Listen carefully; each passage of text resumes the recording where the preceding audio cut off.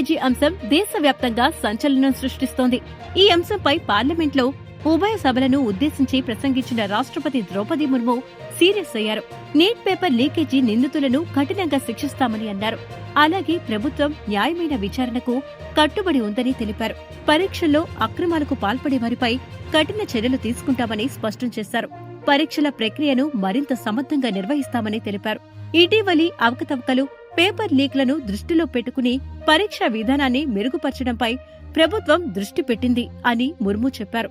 ప్రశ్నపత్రాల leak చాలా రాష్ట్రాల్లో జరిగాయని చెప్పిన రాష్ట్రపతి రాజకీయాలకు అతీతంగా చర్యలు తీసుకోవాల్సిన అవసరం ఉందని ద్రౌపది ముర్ము అన్నారు. సీబీఐ విచారణలో భాగంగా ఇప్పటి వరకు బీహార్, ఢిల్లీ, మహారాష్ట్ర నుండి పలువురిని అరెస్టు చేశారు. బీహార్ నుండి అరెస్టైన నలుగురిలో అనురాగ్ యాదవ్, అతని స్నేహితులు పరీక్షకు 24 గంటల ముందు ప్రశ్నాపత్రం కాపీలు అందుకున్నట్లు అంగీకరించారు. రాజస్థాన్లోని కోటాలోని కోచింగ్ సెంటర్లో ప్రిపేర్ అవుతున్న యాదవ్ తన మామ సాయంతో ప్రశ్నాపత్రం పొందినట్లు తెలిపాడు.